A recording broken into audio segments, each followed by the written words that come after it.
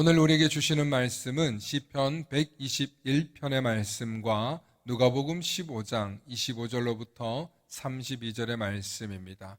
구약의 말씀 제가 선포하고 복음서의 말씀 우리 함께 합독하시겠습니다.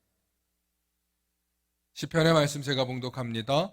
내가 산을 향하여 눈을 들리라. 나의 도움이 어디서 올까? 나의 도움은 천지를 지으신 여호와에게서로다. 여호와께서 너를 실족하지 아니하게 하시며 너를 지키시는 이가 졸지 아니하시리로다. 이스라엘을 지키시는 이는 졸지도 아니하시고 주무시지도 아니하시리로다. 여호와는 너를 지키시는 이시라. 여호와께서 내 오른쪽에서 내 그늘이 되시나니 낮에 해가 너를 상하게 하지 아니하며 밤의 달도 너를 해치지 아니하리로다. 여호와께서 너를 지켜 모든 환난을 면하게 하시며 또 내 영혼을 지키시리로다. 여호와께서 너의 출입을 지금부터 영원까지 지키시리로다. 아멘. 복음서의 말씀 우리 한 절씩 교독하십니다. 제가 먼저 봉독합니다. 맏아들은 밭에 있다가 돌아와 집에 가까이 왔을 때에 풍악과 춤추는 소리를 듣고 한 종을 불러 무슨 일인가 물은데 대답하되 당신의 동생이 돌아왔음에 당신의 아버지가 건강한 그를 다시 맞이하드리게 됨으로 인하여 살찐 송아지를 잡았나이다 하니 그가 노하여 들어가고자 하지 아니하거늘 아버지가 나와서 권한대 아버지께서 대답하여 이르되 내가 여러 해 아버지를 섬겨 명을 어김이 없거늘 내게는 염소 새끼라도 주어 나와 내 벗으로 즐기게 하신 일이 없더니 젊은 청녀들과 함께 삼켜버린 이 아들이 돌아오매 이를 위하여 살찐 송아지를 잡으셨나이다. 아버지가 이르되 예, 너는 항상 나와 함께 있으니 내 것이 다 내 것이로되 이 내 동생은 죽었다가 살아났으며 내가 잃었다가 얻었기로 우리가 즐거워하고 기뻐하는 것이 마땅하다 하니라. 아멘. 오늘은 부모님의 마음, 부제로 하나님의 마음을 아는 자라는 제목으로 말씀의 은혜 나누고자 합니다. 우리 함께 말씀의 제목을 선포합니다. 부모의 마음, 또 하나님의 마음을 아는 자. 오늘은 이 부모님의 마음을 아는 것이 하나님의 마음을 아는 자와 같다는 주제를 가지고 여러분들과 말씀의 은혜 나누고자 합니다. 할렐루야. 축복의 사람 곁에는 축복의 사람이 있고요. 감사하는 사람 곁에는 감사의 사람이 찾아옵니다. 날마다 감사의 사람, 축복의 사람 되시길 축원합니다. 아멘. 어제 어떤 분과 전화 통화를 했는데 이런 얘기를 했어요. 목사님, 저는 정말 5월 달이 싫어요. 가정의 달이라고 부르는 것도 싫어요. 5월 달만 되면 정말 교회 가기도 싫은데 어쩔 수 없이 가요 하는 그분의 한 맺힌 소리를 잠시 들었습니다.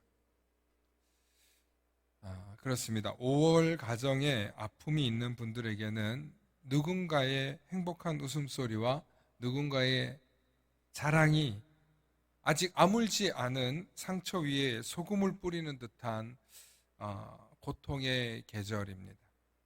그러한 아픔을 너무나도 잘 아는 저로서는 가정의 달 설교하는 것이 참 쉽지가 않습니다. 왜냐하면 이 세상에는 완벽한 가정이라곤 단 하나도 없기 때문입니다.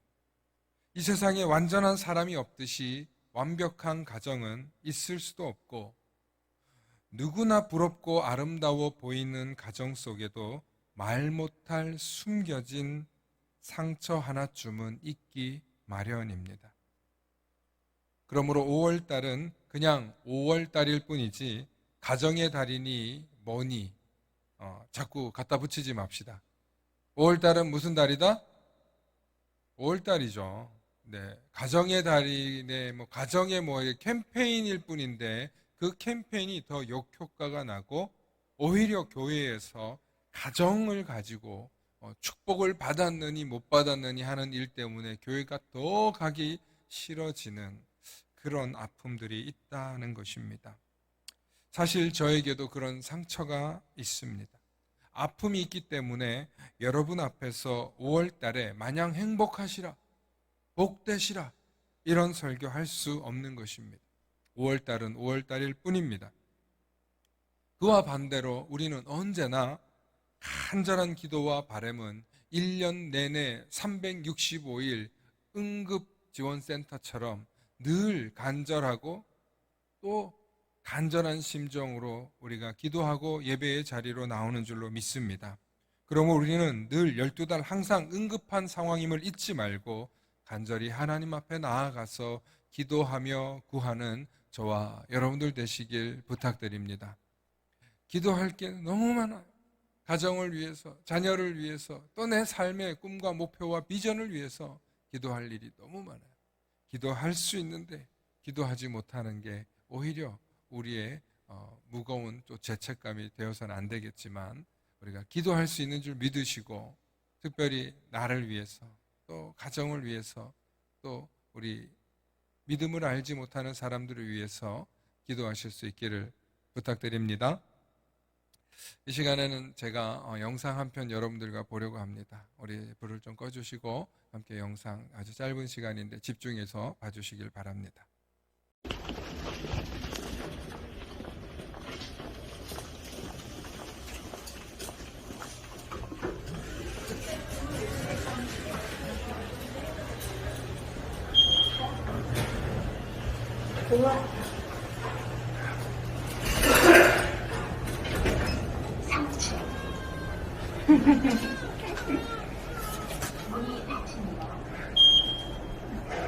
너무 이쁘다. 당당아, 아빠야, 아빠도 왔어. 아빠 목소리 알아들었지? 그래. 아빠 알아봤지? 괜찮아, 이제 괜찮아. 이제 괜찮아. 괜찮아요. 아빠야, 아빠.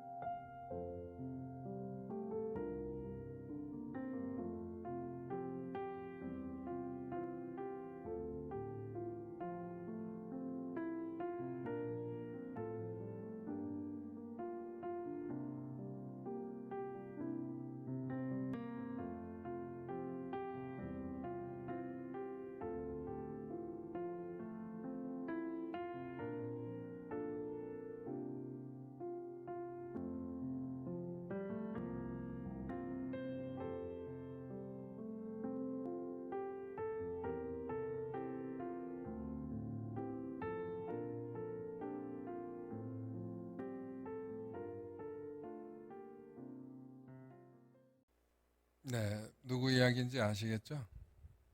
네, 지금은 저렇게 반짝반짝 빛나고 우유 달라고 하고 울고 재워달라고 기저귀 갈아달라고 소리치지만 지난 2021년 11월과 12월은 저에게 정말 끔찍하고 힘들고 괴로운 시간들이었습니다.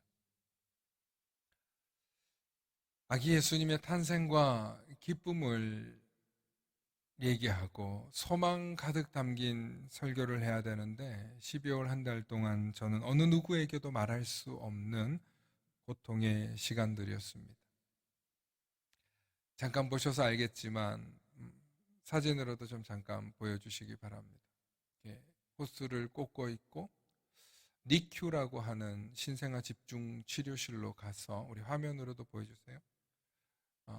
이런 장면을 본다는 게 부모로서 정말 쉬운 일이 아닙니다. 저 상태로 한 달 내내 아이가 부모와 떨어져서 있는데 해줄 수 있는 게 없어요.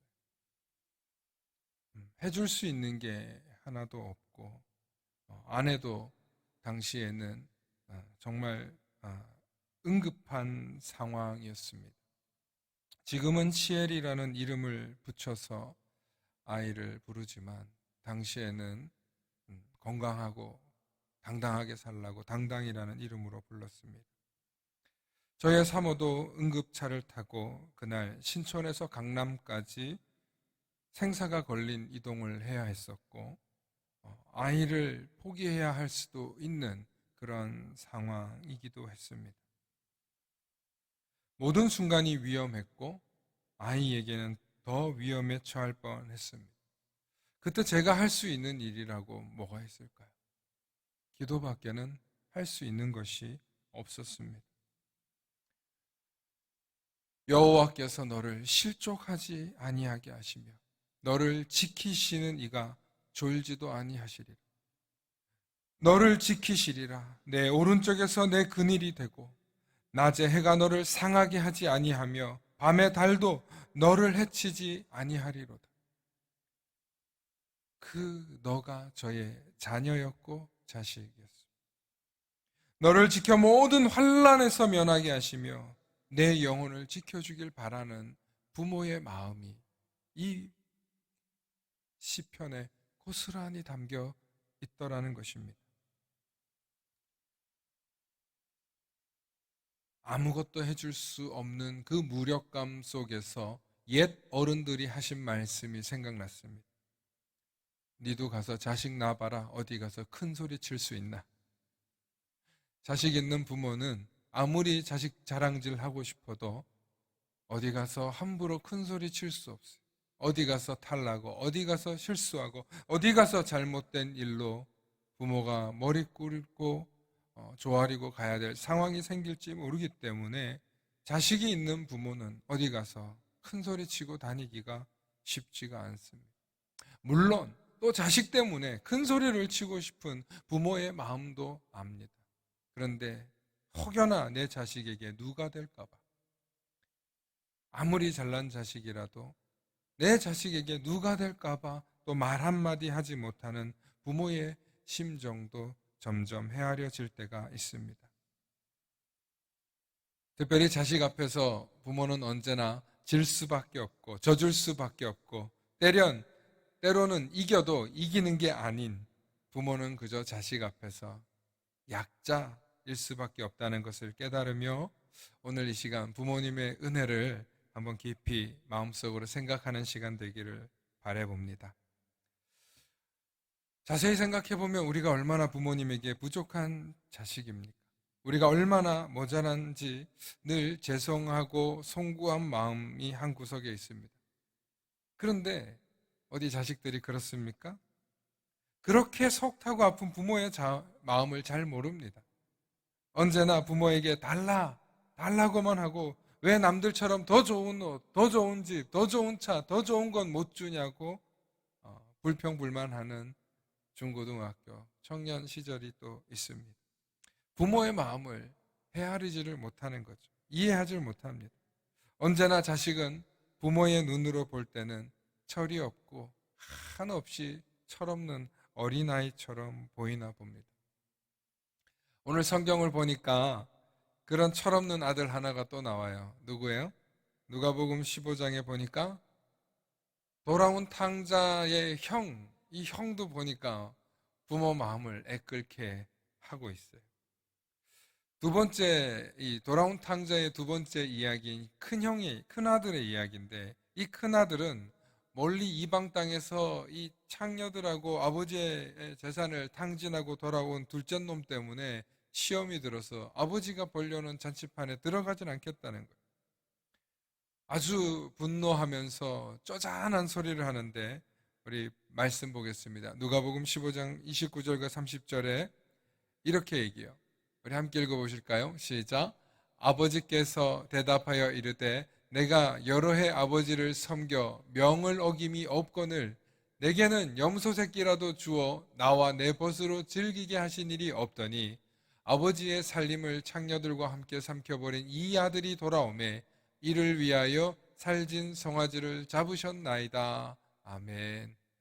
네. 염소 새끼 얘기하는 거예요. 쪼잔하게. 그리고 얘는 지금 송아지 잡았다는 거예요. 누굴 위해서? 아들의 눈에 볼 때는 둘째 아들을 위해서 잡은 거예요. 아들의 눈에서 볼 때는 둘째 아들 때문에, 물론 맞죠. 둘째 아들이 왔으니까 살찐 송아지를 잡은 게 맞아요. 아마 심지어 둘째 녀석이 재산을 달라고 하면 어쩌나 하는 이 큰 형의 불안감이 있었을지도 몰라요. 작은 놈이 돌아온 건 기쁠지 몰라도 이 둘째 녀석이 돌아와가지고 또 아버지의 재산, 저거 달라고 하면 어쩌나 하는 그런 불안감이 있었을지도 몰라요. 그것이 아마 첫째 아들에게 있었을 거예요. 그런데 아버지가 큰 아들에게 말해줘요. 오늘 누가복음 15장 31절에 말씀 봅니다. 아버지가 이르되 애, 이렇게 표현되어 있어요. 이게 어떤 표현이냐면 애야, 애야, 이런 표현이에요. 야, 너 이렇게 속 좁은 놈이었어, 이런 표현이 아니에요. 애야, 너는 항상 나와 함께 있지 않냐. 내게 다 네 거다. 내게 다 네 거다.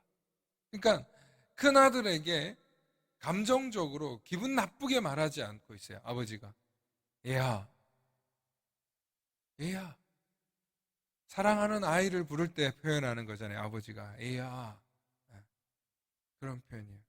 야, 이놈 자식아, 너는 지금 둘째가 돌아왔는데 내가 얼마나 걔를 찾았는데 너는 찾지도 않았으면서, 이런 표현이 아니에요. 애야,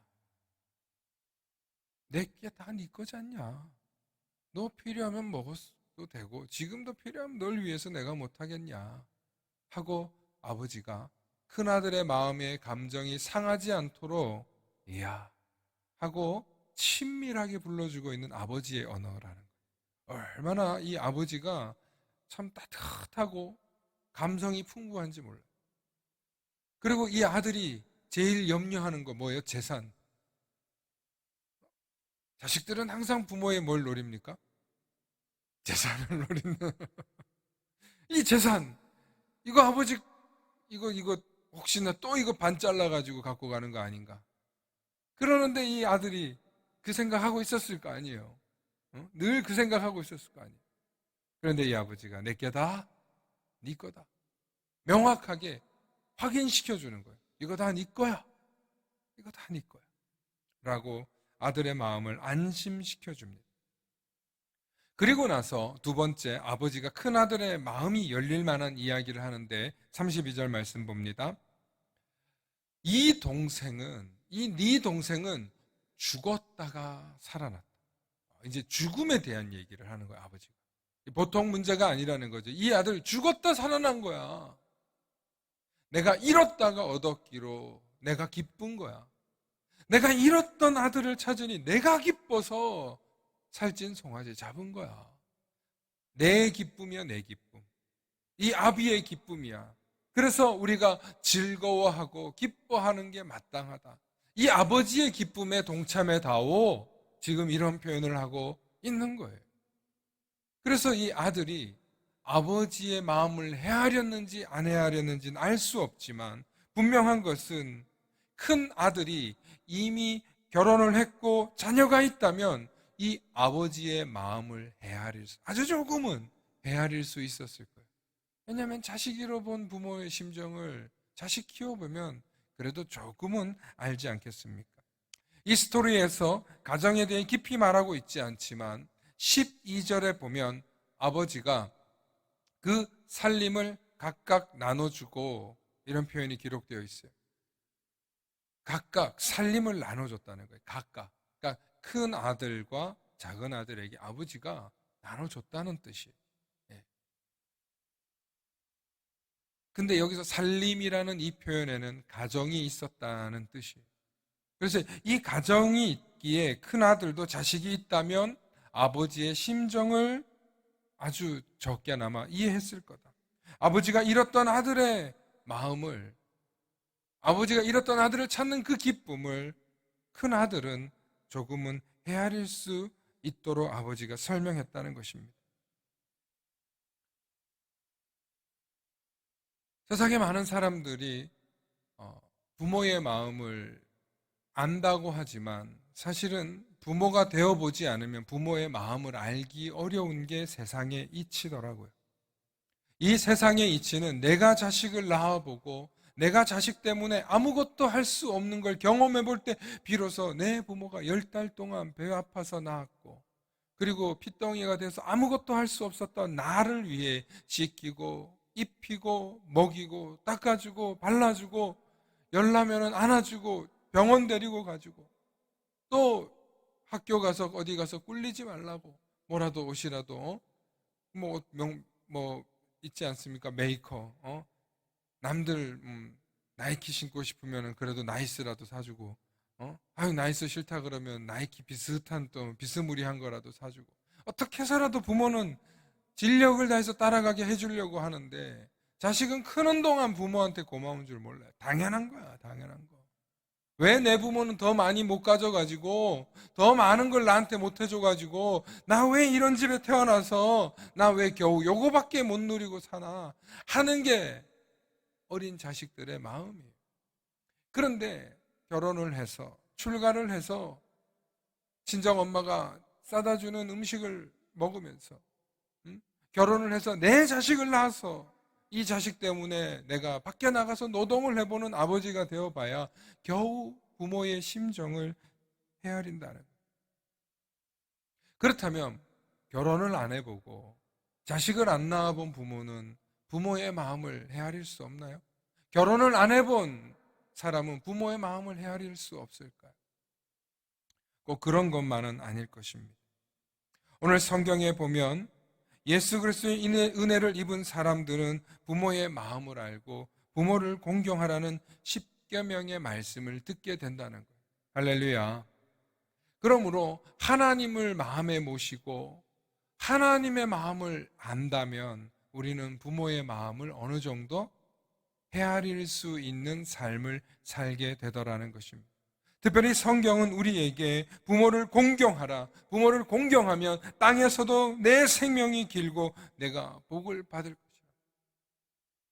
부모를 공경해야만 우리가 이 땅에서 잘 사는 것인데 하나님께서도 이미 우리에게 부모를 공경하고 사랑하라고 하신 것처럼 하나님 아버지의 마음을 우리가 이해하고 헤아려 드리면 이미 부모님을 헤아린 줄로 믿으시길 바랍니다. 하나님 아버지의 마음은 한없이 넓고 크셔서 우리가 죄인됨으로 그대로 있는 게 아니라 죄인에서 깨닫고 돌아와서 오기만 하면 용서해 주시기로 작정하신 분이 하나님이세요. 그것이 바로 하나님 아버지의 마음이에요. 돌아온 탕자를 거둬들인 아버지의 마음이에요. 오늘 시편의 고백처럼 우리가 3절과 4절에 여호와께서 너를 실족하지 아니하게 하시며 너를 지키시는 이가 졸지도 아니하시리라. 이스라엘을 지키시는 이는 졸지도 아니하시고 주무시지도 아니하시리로다. 여기서 이스라엘을 얘기하는 거예요. 사실은 내 백성을 향한 하나님의 마음이 담겨 있어요. 5절에 하나님이 이스라엘을 지키시는데 여호와는 너를 지키시리이다. 여호와께서 내 오른쪽에서 그늘이 되고 낮에 해가 너를 상하게 하지 아니하며 밤에 달도 너를 해치지 아니하리로다. 여호와께서 너를 지켜 모든 환난에서 면하게 하시며 또 내 영혼을 지키시리로다. 아멘. 여호와께서 너의 출입을 지금부터 영원까지 지키시리로다. 아멘. 오늘 저와 여러분들이 이 자리에 있는 것은 지금까지 하나님께서 보내주신 사랑이 있었기 때문에 살고 있는 줄로 믿으시길 바랍니다. 지금까지 저와 여러분들을 지키시고 보호하셨던 그 하나님의 사랑이 앞으로도 남은 나의 삶을 하나님께서 지키시고 보호하신다는 이 이야기가 우리의 출입부터 영원까지 지키신다는 그 메시지와 동일하다는 사실을 기억하시고 하나님은 만세전부터 우리를 사랑하셔서 첫 번째 부모의 사랑을 통해서 우리를 사랑해 주셨다는 사실입니다. 하나님의 사랑은 그 지극히 일부분이 부모의 사랑으로 우리에게 전달되었다는 거예요. 그래서 요한 1서는 하나님은 누구시다? 사랑이시라고 말씀하고 있습니다. 하나님은 만세전부터 저와 여러분들을 사랑하시고 택하셔서 첫 번째 부모의 사랑을 통해서 태어나게 하시고 이웃과 성도들과 형제의 사랑으로 변함없이 저와 여러분들에게 사랑을 베풀어 주고 계시는 줄로 믿으시길 축원합니다. 하나님의 사랑은 지금 내 곁에 있는 사람들을 통하여서도 하나님은 사랑을 공급하고 계신 줄로 믿으시길 소망합니다. 그러므로 내 곁에 계시는 분들이 소중한 거예요. 소중한 거예요. 그런데 큰아들처럼 꼬라지 부리지 말고 하나님 아버지의 마음을 헤아려서 내가 더 사랑하는 사람 되겠다. 내가 더 사랑받는 사람이 되겠다가 아니라 내가 더 사랑하는 사람 되겠다 해서 능동적으로 내가 사랑하는 사람 되시기를 축원합니다. 그래서 하나님은 우리에게 사랑을 베풀어 주셨고 그 받은 사랑으로 우리도 하나님처럼 사랑하기를 원하시는 게 하나님 나라예요. 내가 하나님 사랑을 깨달아서 내 주변에, 내 이웃에, 내 가족에, 내 남편에, 내 아내에게, 내 성도들과 동료들에게 사랑을 나눠주기로 마음먹는 것, 아니 그것을 실천하며 사는 것, 그것이 하나님이 이 땅에서 하나님 나라를 맛보고 이 땅에서 하나님의 기쁨을 맛보고 이 땅에서 하나님 마음을 알아서 사랑을 느끼고 살아가는 삶, 내가 얼마나 사랑받고 있는지를 아는 삶, 그래서 나도 사랑할 수밖에 없는 삶, 그것이 하나님 아버지의 마음인 줄로 믿으시길 소망합니다. 하나님 아버지의 마음을 알면 부모의 마음도 아는 거예요. 하나님 아버지의 마음을 알면 내 부모님을 어떻게 무시하고 원망하고 비난할 수 있겠냐. 하나님 아버지의 마음을 아는데. 그러므로 오늘 저와 여러분들이 하나님 아버지의 마음을 알아서 특별히 하나님께서 우리의 영혼을 지키길 원하시는 분이시다. 하나님께서 뭘 지키시길 원하신다? 우리의 영혼을 지키길 원하신다. 여러분, 하나님은 우리의 뭘 지키시는 분이에요? 영혼을 지키시는 분이에요. 그런데 하나님의 대적자 사탄 마귀는 우리의 영혼을 꿀꺽 삼키려고 우는 사자처럼 저와 여러분들을 옆에서 지켜보고 있는 거예요.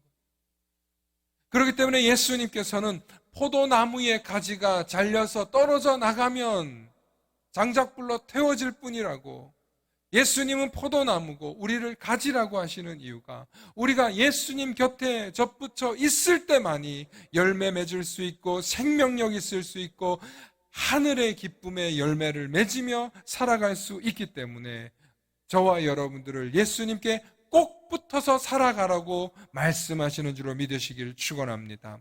그래서 예수님께서 포도나무의 비유는 영적인 메시지예요. 우리가 하나님의 예수 그리스도 안에 꼭 붙어 있어야만 우리가 뭘 할 수 있다? 사랑받고 있다. 사랑할 수 있다. 사랑의 삶을, 사랑의 열매를 맺으며 살아갈 수 있는 줄로 믿으시길 소망합니다.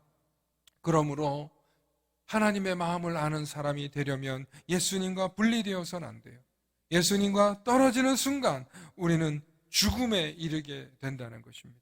그래서 하나님께서 우리의 영혼을 지키시려고, 눈동자같이 우리를 지키시려고, 우리가 탈선하지 않게 하시려고, 우리가 예수님과 떨어지지 않게 하시려고 오늘 저와 여러분들을 이 예배의 자리에 부르셨고 오늘도 말씀하는 줄로 믿습니다.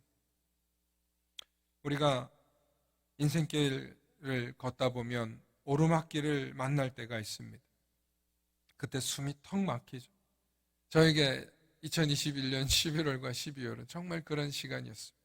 숨이 턱 막히고 말도 안 나오고 입이 마르고 숨이 가파를 때였습니다. 그럴 때도 하나님께서는 저에게 기도로, 말씀으로 지지해 주시고 응원해 주시고 또 성도님들의 기도로 견뎌 나갈 수 있게 해 주셨다라는 것입니다. 지금 돌이켜보면 하나님께서 우리를 묵묵히 바라보시면서 든든히 우리 뒤에서 지켜주고 계시더라는 것입니다. 그래서 지난날의 시간을 돌아볼 때 하나님은 우리에게 부모님의 사랑으로 찾아와 주셨고, 또 사랑하는 성도의 사랑으로 찾아와 주셨고, 이웃의 사랑으로 찾아와 주셨고, 목회자의 사랑으로 찾아와 주셨고, 복음의 사랑으로 찾아와 주셨고, 친구의 사랑으로 찾아와 주셨고, 옆 동네 사람의 사랑으로 찾아와 주셨고, 남편의 사랑으로 찾아와 주셨고, 아멘이 없네. 여러분 곁에 하나님은 사랑으로 찾아와 주셨다는 거예요. 그래서 저와 여러분들, 우리 곁에 있는 누군가의 손길과 누군가의 기도와 누군가의 위로와 누군가의 고침이 바로 하나님의 사랑이었다는 사실을 오늘 이 시간 깨닫고 확증하셔서 언제나 나도 하나님 아버지의 마음을 알아서 나도 사랑하는 사람 되겠노라, 나도 하나님 아버지의 사랑을 전하는 사람 되게 해달라고 그렇게 감동 주시고 은혜 주시는 대로 살아가시는 저와 여러분들 되시길 축원합니다. 축원합니다.